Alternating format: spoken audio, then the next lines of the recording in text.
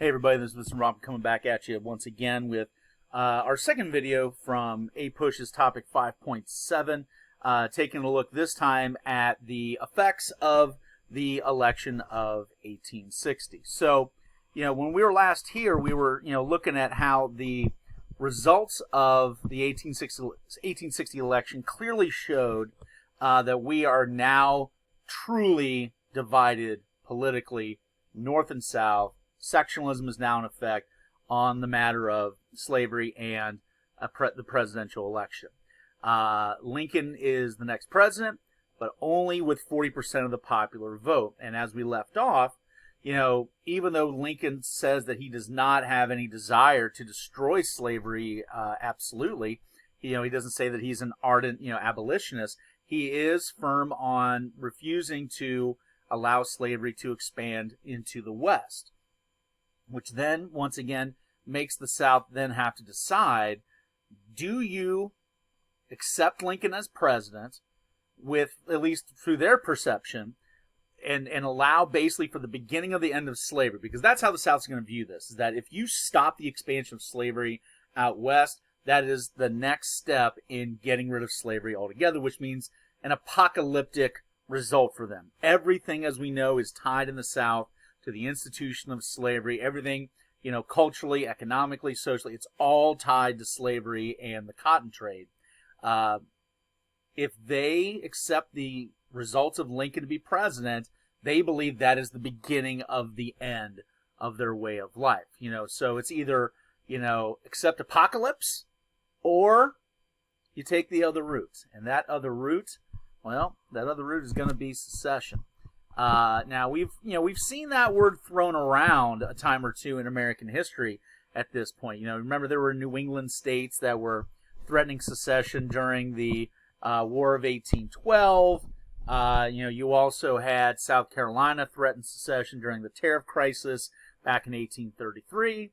But it never really, it was never really, they never pulled the trigger. Not to be punny or anything, but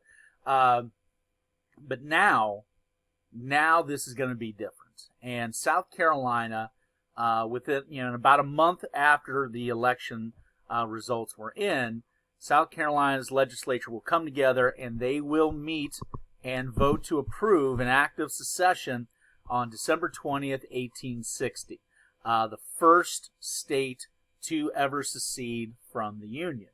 And once again, this had never happened before. Nobody, really thought that this could ever really happen, but now it's happened. And once you got that first state that's willing to take that step to break away from the Union, to potentially dissolve the Union, then it just now creates, dominoes moving forward. As you can see here on this map, by the time we get into January, you're going to see all these dominoes fall. Within the course of a week, you've got Mississippi, Florida, Alabama voting to secede. Right after that, you've got Georgia. A week after that is Louisiana. Within a week of that is Texas. So, everything is starting to kind of fall in place here. And once again, which states are seceding first should not be a surprise to anybody. Take a look. These are all deep South states. That's where cotton is most plentiful in terms of crop production. These are the states that have the most to lose if slavery is abolished. So they're going to be the first ones to be willing to go along with secession. Upper southern states are not quite ready to do that yet. And so, that's a good sign, at least to some degree. But you do have all of the lower South states, the deep Southern states that have all voted to secede, basically within a month of each other. And now Lincoln has to decide, what are we going to do about this? Well, I shouldn't even say before we get to Lincoln. Before we even get to Lincoln, there's the question of if you are James Buchanan, who is still the current president. Lincoln doesn't come in until March. So if you're James Buchanan, what do you do? Now, James Buchanan does not, necessarily believe that these southern states have a legal right to secede from the Union. However, he is not going to be the president that is going to send troops into the South to force these southern states to stay. Because if he does that, then we know that's a civil war. And this civil war, as far as Buchanan is concerned, is going to be finally started because of the election of Lincoln, his successor. So Buchanan's not going to start a civil war and then be out the door in about 6 weeks. He doesn't want that on his legacy. So he's just kind of let this play out. He's not really going to act on this, which, as you can imagine, it's a very negative stain on his leadership ability. But I did want to give you a little bit of insight as kind of, why he did what he did. I'm not to justify it, but that's where he was coming from. Now, note, as we are seeing these southern states beginning to secede, there is a last-ditch effort to try to keep the Union together, and that's going to be forwarded by Kentucky Senator John J. Crittenden.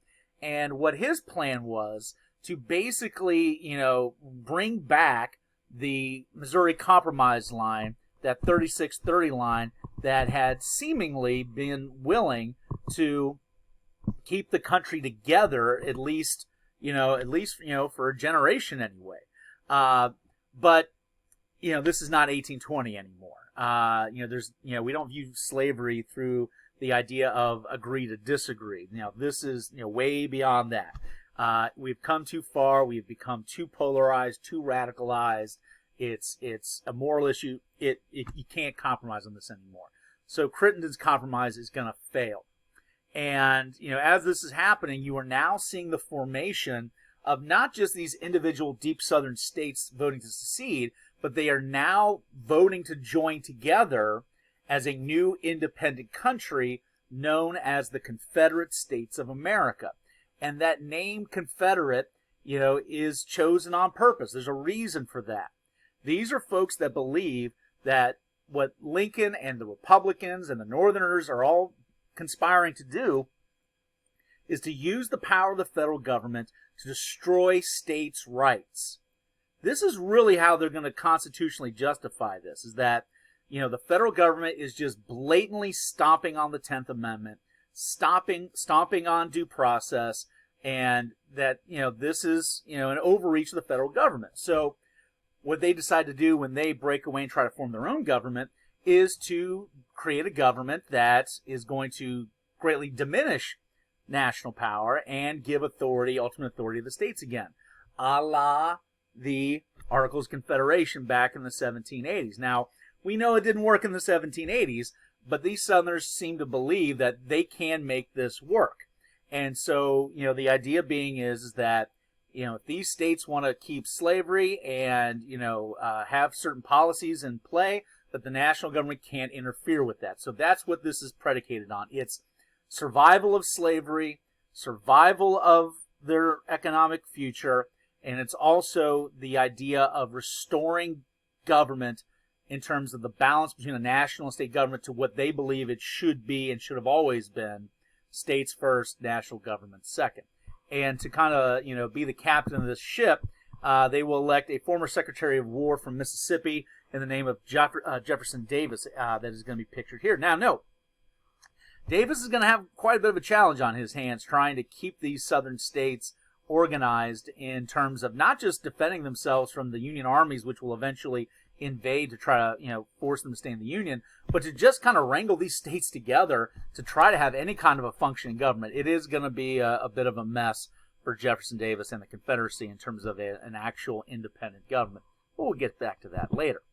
Anyhow, so with that being said, Lincoln is still telling the nation and states that have seceded, listen, I am not trying to destroy slavery. I'm not moving to do that. I just don't want it, extended beyond where it already is.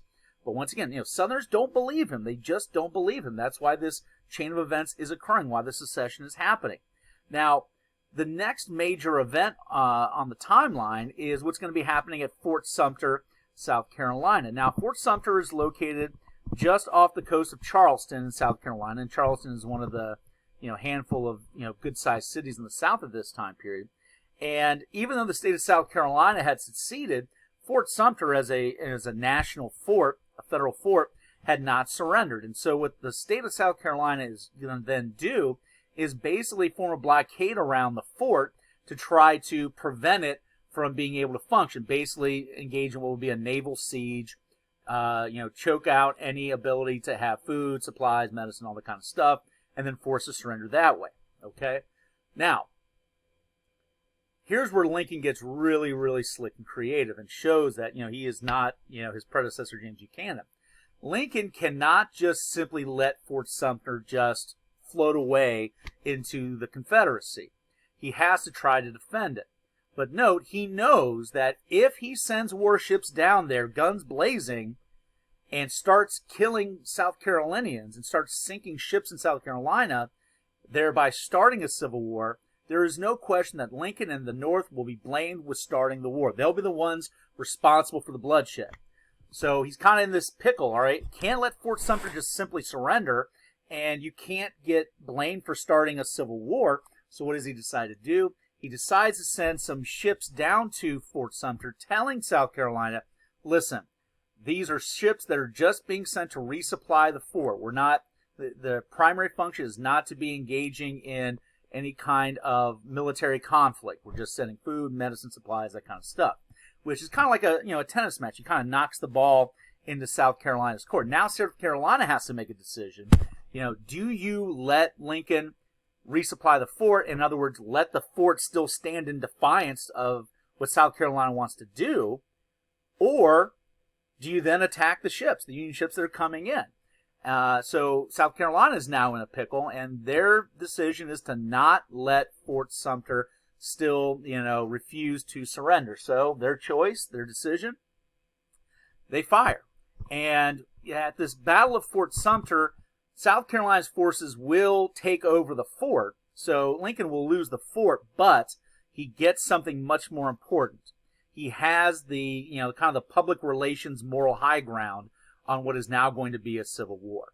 It's the South that started it. That's what he can argue. It's the South that is going to be responsible for shedding the first blood in this conflict. So a very clever and effective way to kind of, get the publicity, the public high ground. But still, it does not change the chain of events that starts. Once we see that war is now breaking out, well, now you see some other states then begin to join the Deep South Confederacy in seceding. And as you can see here, it goes from into Virginia to Arkansas to North Carolina, and then by June of 1861, Tennessee.